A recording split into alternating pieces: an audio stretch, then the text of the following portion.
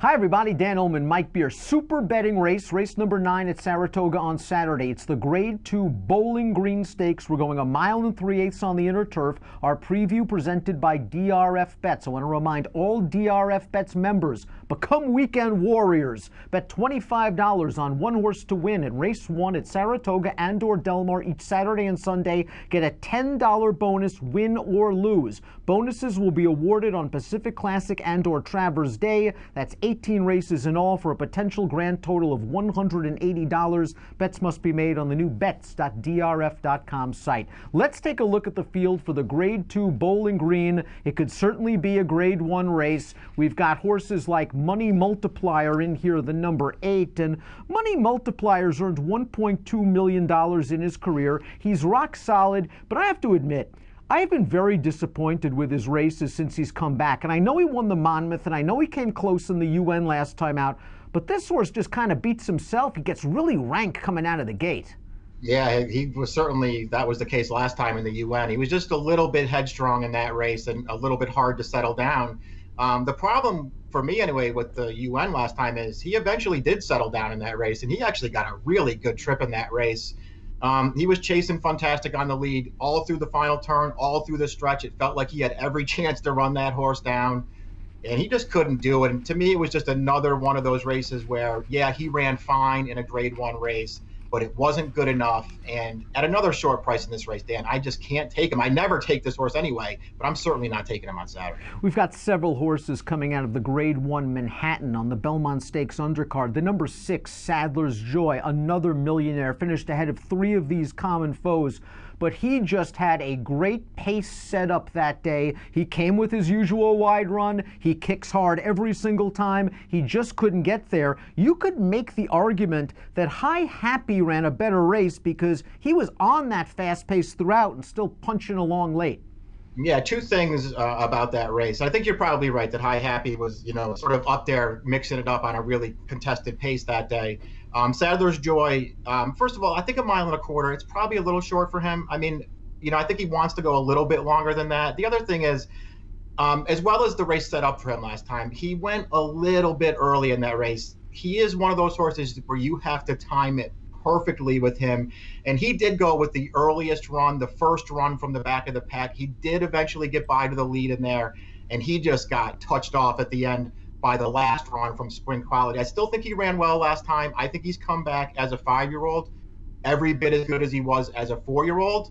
I think the difference maybe this year, Dan, is this division, I think, is a lot tougher this year than it was last year. And he just needs everything to go right if he's going to come out on top. I think you make a good point that this is a horse that needs to be waiting and waiting and waiting before being produced. And Julien Leparoux was a master at doing that. The last 2 times Javier's ridden Sadler's Joy was last time in the Manhattan when maybe he moved too soon, and in last year's Bowling Green where he definitely moved too soon and seemed to pull himself up once he made the lead. We'll see if Javier's figured out Sadler's Joy. I really thought the number 9 Manitoulin ran great in the Manhattan last time out. He had a tough outside post position. He was 5 wide after the first 1/4 mile, wide all the way on the backstretch, close to that fast pace, and he only got beat 3/4 length. Something tells me this Jimmy Toner trainee's figuring it out at the age of 5. Yeah, I agree with that, Dan. I mean, any way you look at that Manhattan, this horse ran great in that race, and it was very clearly the best race he's ever run in his life. He came back an improved horse last year as a 4-year-old. They gelded him, and he came back, and he had way more tactical speed, and he was a much better horse. But he still took a step forward last time, and we'll see if he can back that race up. If he backs up his Manhattan, I think he's a big player in this race, and I really thought long and hard about picking him in this race. The problem I had with him, and I don't know if you agree with this or not, I don't like any of his other races enough to really put him on top. Maybe he's very much improved and he'll run another race like that, but I kind of want to see him do it. That's a fair point, to be sure. We do have a Jimmy Toner positive formulator fact, and this formulator fact actually led to Hunter O'Reilly's upset win in last year's Bowling Green. Past 5 years, older horses off a 45 to 60-day layoff on turf, 23% and a $3.82 return on investment. Let's take a look at the Timeform U.S. pace projector for this race. We know that High Happy likes to be forwardly placed. He's the number 7, and because of that, he always seemingly has an advantage in these kind of races over the true late runners, the horses like Sadler's Joy, who's a deep closer and not even on your pace projector. The 5 Glorious Empire freaked out last year at Saratoga in a $50,000 claimer, running a 104 Beyer speed figure when bottoming out the field. Timeform's got him on the lead in here, but the waters are a lot deeper.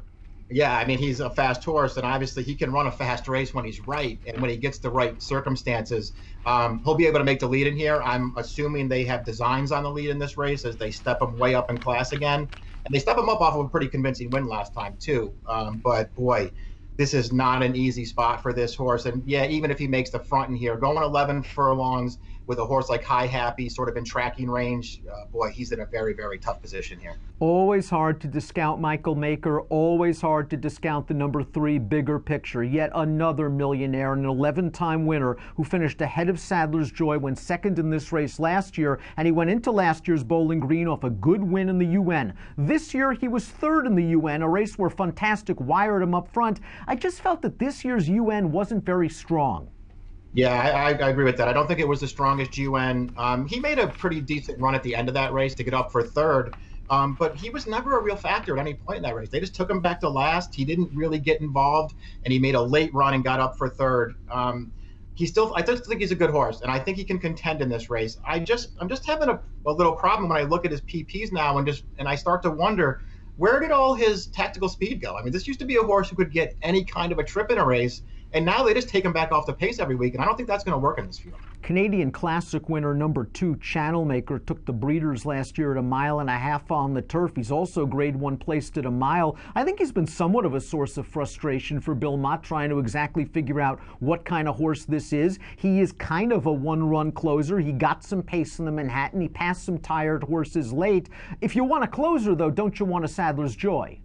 Yeah, I mean, I sort of feel that way. I mean, listen, I'm a big fan of Channel Makers, and I still feel like one of these days he is going to catch the right situation and finally get the right trip, and he's going to pull off a big upset in one of these races. So I think he's good enough to do it. His Manhattan, yeah, he had the run of the race in a lot of ways because it was a fast pace, but they stayed in with him in the stretch, and he got himself into some traffic. He had some trouble getting his momentum up in the stretch of that race, and I think it really cost him. I thought he ran fine. He was compromised 2 starts back at Churchill. Sort of in the same way, caught up in traffic in the stretch, couldn't get clear, getting in tight late in that race. So I think he was compromised in that race as well. It seems to happen to this horse a lot, but I still think he's good enough if he can get the right trip to make a big noise in a race like this. And he's the kind of horse I want to use somewhere at a big price. I think that's very fair, and I actually like him stretching out a little bit more in here. I think the longer the better, even though his kick is good at middle distances. Saracen is a long shot, adding blinkers. This horse is Group 2 placed in Australia, but nothing in his North American debut indicates to me he can win a race like this. Yeah, I mean, you're talking about a horse here who at one time looked like he was pretty good, but you're going back to 2015 to get to those races. It's a long time ago, and he had nothing last time. Let's take a look at our top picks for the Bowling Green. You like High Happy. His tactical speed just puts him in a great spot. If he sits behind the 5 Glorious Empire, there's a very good chance that he's in control of this thing turning into the stretch, and he's pretty tough once he makes the lead. In the Manhattan, it looked like he was getting outpaced a little bit on the far turn. Then once he eased to the outside, he re-rallied again. Yeah, it was an interesting race to watch. I mean, because you're right. I mean, that pace was just pressure packed right from the start, and he was part of it. And you're right, he fell behind through the final turn of that race, and then he was running on again at the end. I think it's a much different situation here. The pace isn't supposed to be that fast, and I feel like he'll just sit a much better trip this time. The other thing that I really like about him, and I agree with you, I think the tactical speed makes all the difference for him. He's just going to sit a great trip up close, and he'll just go all day. I think longer is better for him. 1.25 miles last time. You know, in a lot of ways, just like Sadler's Joy, I think it's a little short for this horse. I think he's better 11 and 12 furlongs, so I think that really helps him. And I'm just expecting him to get a much better trip in this race. I'm merely taking a stab with the number 1 Highland Sky, who after finishing second in the 2016 Belmont Derby looked like he was on his way to being one of the better 3-year-old turf horses that year. And then he missed a lot of time, and 2017 was just disappointing for Barclay Tagg. He just couldn't seem to get over the hump. He was gelded over the winter, and it seems like he he's slowly getting back into form. Last time out, I know he had a better trip than Call Provision in a race that fell apart, but I like the way he held off Call Provision. In the last 16th of a mile, was getting away from that horse. That horse came back to win last week at Saratoga. He's always had some ability. He's never put it together. Maybe that last race was just a pace-induced fluke, and he'll go back to being a pumpkin in here. But I don't know. He's always had some kind of ability. At the price, I'll take a little bit of a shot. But for me, I'm going 1-8-7-6, and I'm probably using them all in multis. I give you full marks for bravery, Illman, for going back to Highland Sky. And listen, I'm with you. I'm a huge fan. I had to get away from this horse last summer. I haven't been able to talk myself back into him. I was very happy to see him win last time because I think he's a really good horse. And I take stepping him up here just to see where he fits in this division. If he runs he's a contender. I don't trust with you. I don't really him for this horse to run well. But again, he also has to rally with Sadler's Joy, and you can argue certainly Sadler's Joy is a better closer. The Grade 2 Bowling Green is race number 9 at Saratoga. All you weekend warriors, all you DRF Bets members, $25 to win on one horse. Race 1 at Saratoga and/or Del Mar each Saturday and Sunday. You get a $10 bonus, win or lose. Learn more, bets.drf.com. Approximate post time for the Grade 2 Bowling Green, 5:40 Eastern on Saturday. Best of luck.